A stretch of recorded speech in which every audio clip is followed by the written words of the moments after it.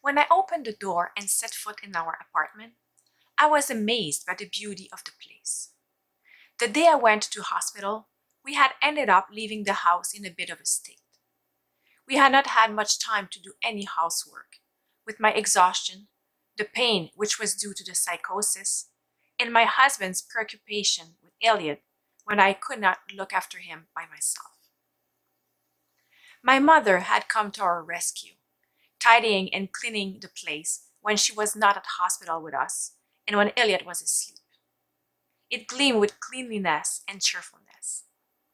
I was so struck by it that I fell in love with our apartment, which I had never really liked up to that point.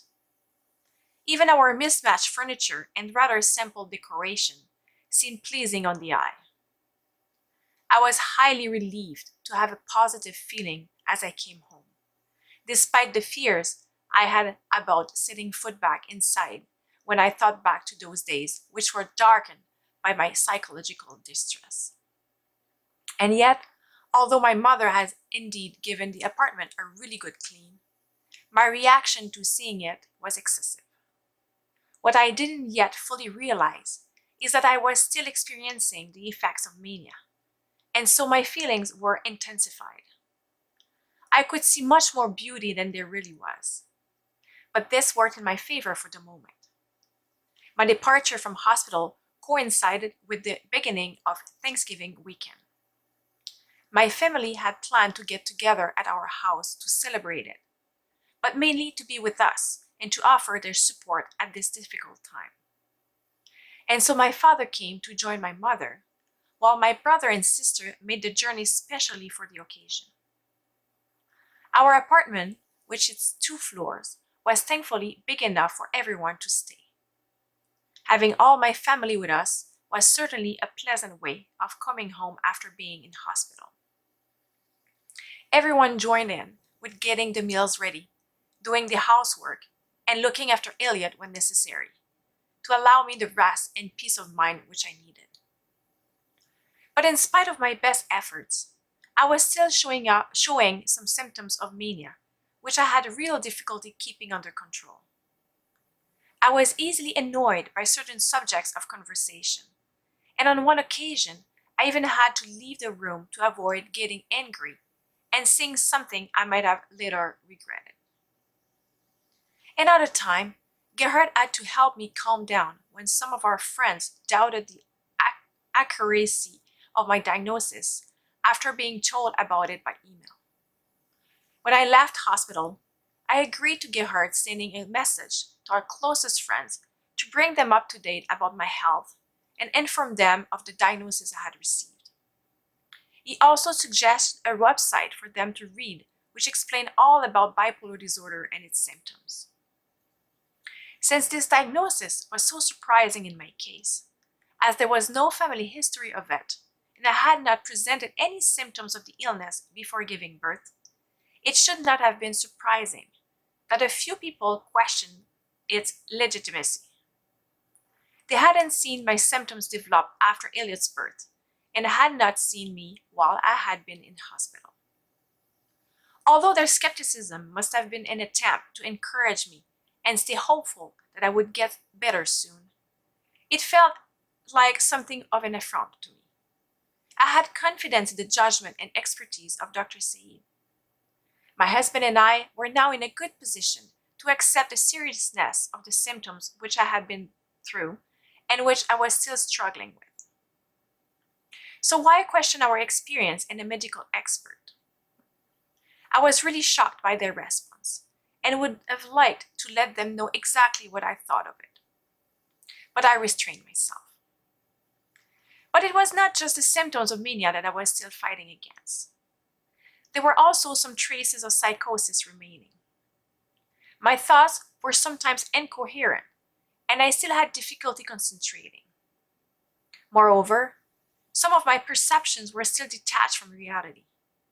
My brain would sense profound messages distant from me when I read certain sentences in a book or heard certain lyrics of a song.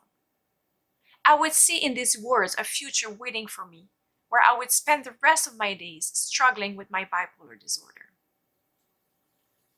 Although this could have been a devastating prospect, I pictured it with a certain indifference. The words would run through my head, telling me that my suffering would not be for nothing, and that God would give me the strength to get through each day. It was my destiny. I felt so struck by these revelations that I couldn't stop myself sharing them with Gerhard right away. He would take the time to listen to me, but I could see that he was not taking everything I was saying seriously. He was well aware that my brain had not stopped playing tricks on me. Without being too forceful, he would nevertheless try to reason with me, telling me that it was still too soon to know if my bipolar disorder would be with me for the rest of my life. However, it was when I interacted with people who didn't know me personally that I was most affected by my struggles with mania and strange thoughts. I had the impression that my mental illness was emanating from all my body and was written all over my face. The distress in my eyes, the hesitation or haste in my voice, the clumsiness of my movements, and my lack of concentration could only give away the mental instability I was suffering from, I thought.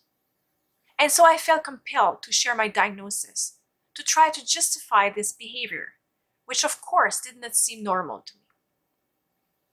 This was how, when I went out to buy nursing clothes with my mother, I found myself explaining to the sales assistant in Tim Maternity that I had just left hospital where I had been diagnosed with a postpartum bipolar disorder. I was having real difficulty concentrating and choosing what I wanted to buy, as each item of clothing I saw seemed so beautiful and such a useful addition to my wardrobe. My mother had to help me make decisions to stop me spending too much. I don't think the sales assistant noticed this strange behavior of mine. She acted towards me as she would have done with any other customer. It would have been understandable if she had found it rather tiresome listening to me recount part of my personal life so openly. But instead, her reaction was one of curiosity and sympathy, which improved my self-confidence a little. While my family was staying with us, a midwife other than Holly came to our house with the trainee I'd spoken to on the phone for a special follow-up visit. They had been brought up to date with the latest developments and wanted to make sure I was settling in back at home without any problems. Gerhard and I were really touched by their thoughtfulness towards me. They took the time to ask me some questions and listen to me with great sympathy. They also observed me breastfeeding Elliot and offered some very encouraging feedback. I was naturally at ease breastfeeding him. This comment improved my self-confidence, which was what I really needed. I was proud to have been able to keep on feeding him despite my psychological instability. I was also grateful for the feeding bottle solution at night, which allowed me to get some more sleep. Before they left, Gerhard and I took a photo with the midwives. I wanted a reminder of the incredible support which I had received over the course of my ordeal. As they left, they told us that my last follow-up meeting, 6 weeks after giving birth, would take place at the clinic. In the meantime, they were always available if we needed them. Our family members left at the end of the long weekend. Gerhard and I found ourselves alone with Elliot once again. Since I left hospital, Gerhard had taken on the responsibility of seeing to one feed during the night, to allow me to sleep for longer uninterrupted. Elliot was still happy feeding from the bottle, and I was really glad to have this respite. I had no difficulty getting back to sleep once Gerhard had Elliot with him. Yet one night, Elliot started crying really loudly as he waited for his bottle to be warmed up ready for him. So much so that I couldn't stop myself getting up to lend Gerhard a hand. I started giving him some suggestions to shorten Elliot's wait. This advice was not very well received. He told me tersely to go back to bed. He knew what he needed to do. This incident created a little unease between us. We spent most of the next day not talking much. I was annoyed that he hadn't let me help him and by the tone of voice he'd used towards me. I was waiting for him to mention the subject again, but he did not. I could feel that he was still frustrated. When the evening came, I could not bear the tension between us anymore and broke the ice by trying to explain why I had behaved as I had. Gerhard replied with more frustration, and I started to cry. I could not stand any conflict between us. I let him express his feelings and realized that I had hurt his ego by asking him to do things my way. The events of the last few weeks had been very difficult for him emotionally, and he was doing everything to support me as best he could. I had to trust him. I understood his reaction and said sorry. I was reassured that our discussion had ended on a positive note. My recovery would happen gradually, and we would have to work together to take care of Elliot's well-being and our own.